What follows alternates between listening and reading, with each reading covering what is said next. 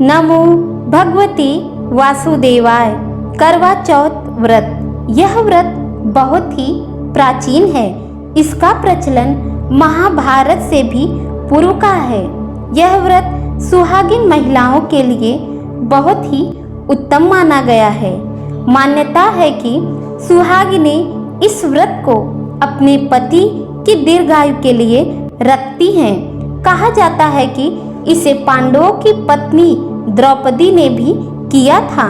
यह व्रत कार्तिक कृष्ण पक्ष की चंद्रोदय चतुर्थी को किया जाता है।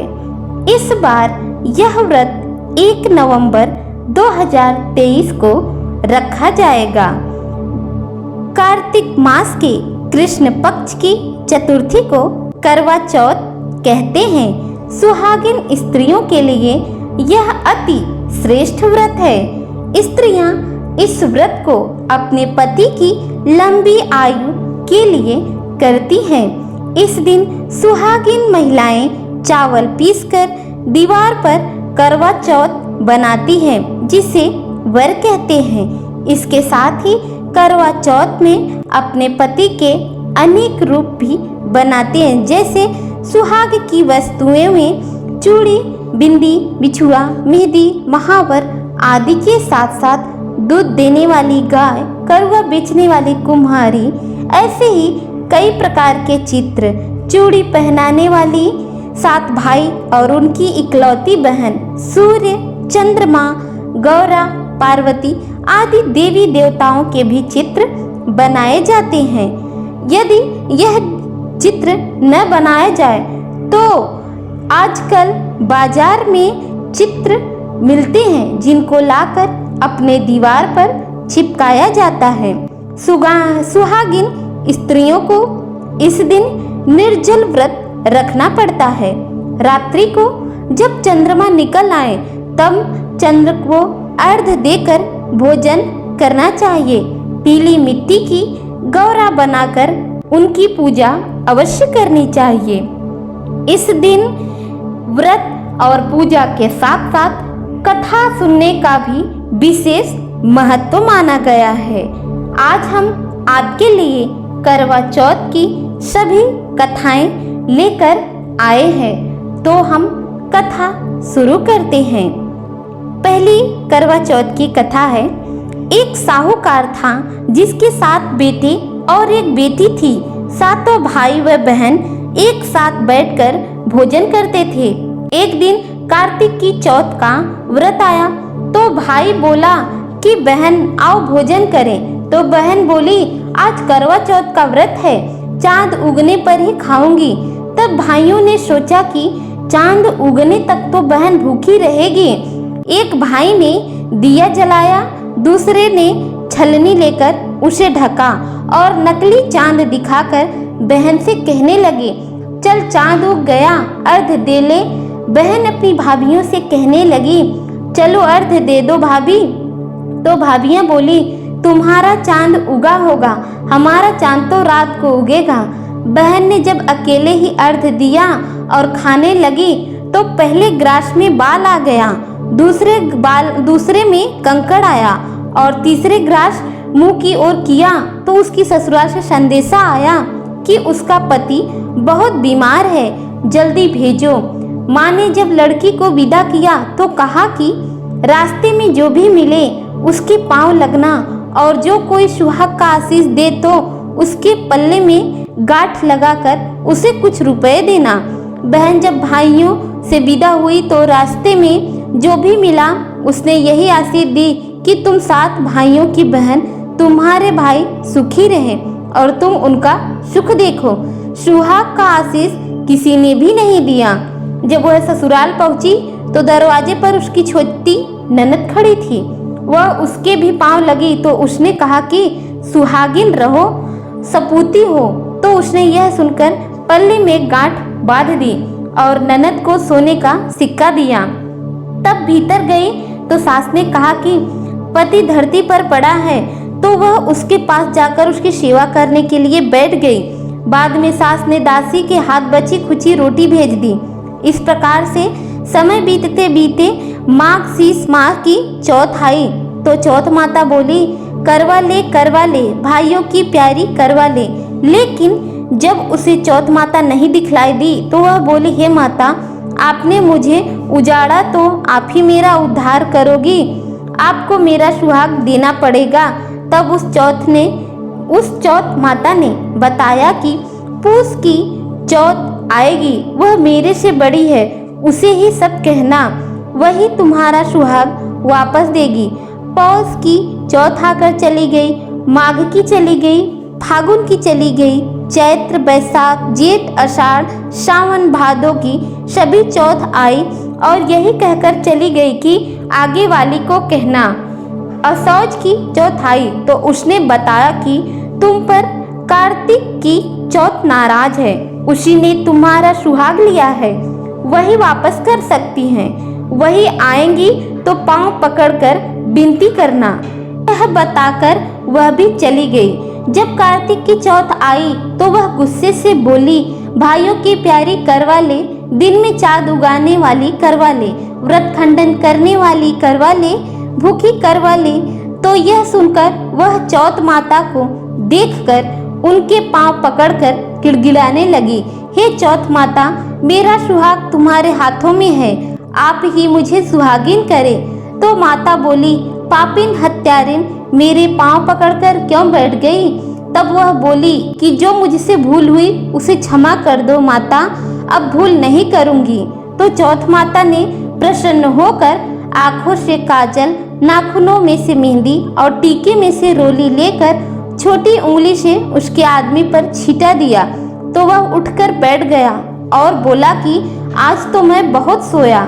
वह बोली, क्या सोए, मुझे तो 12 महीने हो गए, अब जाकर चौथ माता ने मेरा सुहाग लौटाया है। तब उसने कहा कि जल्दी से माता का पूजन करो।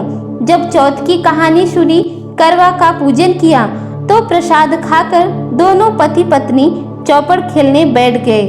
नीचे से दासी आई, उसने उन दोनों को चौपड़ पासे में खेलते देखा तो उसने सासू जी को जाकर बताया। तब से सारे गांव में यह बात प्रसिद्ध हो गई कि सब स्त्रियां चौथ व्रत करें तो सुहाग अटल रहेगा। जिस तरह से साहूकार की बेटी का सुहाग माता करवा ने दिया, उसी तरह से चौथ माता सबको सुहागिन रखे। यही करवा चौथ के उपवास की महिमा है। करवा चौथ व्रत की दूसरी कथा अति प्राचीन काल की बात है। पांडु पुत्र अर्जुन तप करने के लिए नीलगिरी पर्वत पर चले गए थे। इधर पांडवों पर अनेक मुसीबतें पहले से ही थी। इससे द्रौपदी ने शोक विहल होकर श्री कृष्ण की आराधना की। श्री कृष्ण उपस्थित हुए और पूछे, कहो क्या कष्ट है तुम्हें? तब द्रौपदी ने हाथ जोड़कर कहा, हे प्रभु, मुझे क्या कष्ट है? आप तो स्वयं जानते हैं, आप तो अंतर्यामी है, मुझे कष्टों के बोझ ने विहल कर दिया है। क्या कोई ऐसा उपाय है जिससे इन कष्टों से छुटकारा मिल सके? तब श्री कृष्ण मुस्कुराते हुए बोले, हे द्रौपदी, तुम्हारा प्रश्न अति उत्तम है। फिर द्रौपदी ने कहा कि प्रभु, मुझ दुख नारी का कष्ट दूर करने का कोई उपाय बताइए। यही प्रश्न श्री कृष्ण ने कहा कि यही प्रश्न एक बार पार्वती जी ने भगवान शिव से कर दिया था। तब भगवान शिव ने उन्हें करवा चौथ का विधान बताया था। तब द्रौपदी ने कहा कि हे प्रभु, मुझे भी आप करवा चौथ की जानकारी दीजिए और उसकी कथा कहिए। तब श्री कृष्ण ने एक पल सोचने के बाद कहा, दुख सुख जो भी सांसारिक माना जाता है, प्राणी उसमें सदा ही लिप्त रहता है। मैं तुम्हें अति उत्तम करवा चौथ व्रत की कथा सुनाता हूँ, इसे ध्यान से सुनो। प्राचीन काल में गुणी, विद्वान, धर्मपरायण एक ब्राह्मण रहता था। उसके 4 पुत्र तथा एक गुणवती सुशील पुत्री थी। पुत्री ने विवाहित होकर चतुर्थी का व्रत किया, किंतु चंद्रोदय से पूर्व ही उसे छुदा ने बाध्य कर दिया। इससे उसके स्नेही भाइयों ने छल से पीपल की आड़ से कृत्रिम चंद्रमा बनाकर दिखा दिया। लड़की ने अर्धदेह भोजन कर लिया। भोजन करते ही उसके पति के हृदय गति बंद हो गई। इससे दुखी हो उसने अन्न जल का त्याग दिया। उसी रात्रि में इंद्राणी भूमि विचरण करने आई। ब्राह्मण पुत्री ने उनसे अपना दुख पूछा, कहा और कारण पूछा।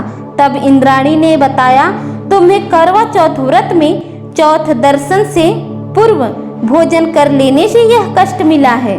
तब उस लड़की ने अंजलि बांधकर विनय की, इससे मुक्ति होने का कोई उपाय बताइए।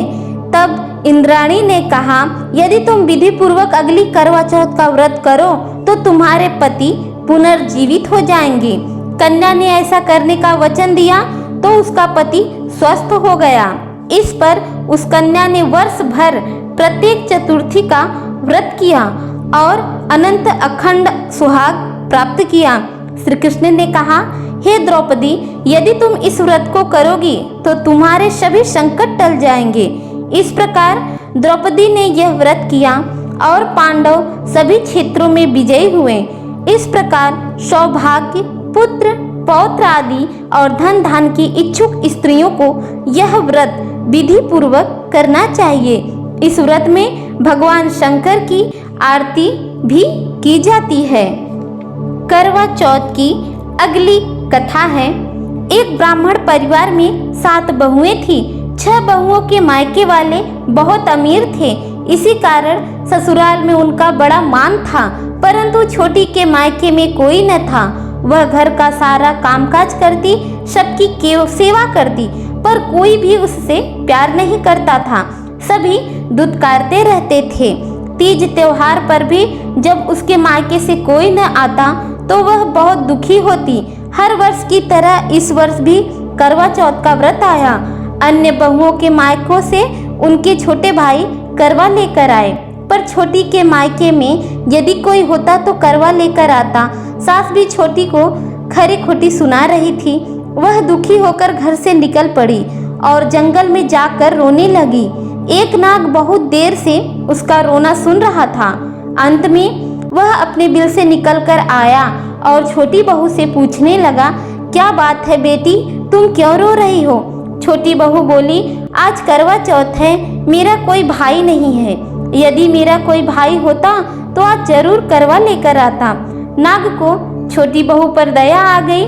नाग ने कहा, हे बेटी, तुम घर चलो, मैं अभी करवा लेकर आता हूँ।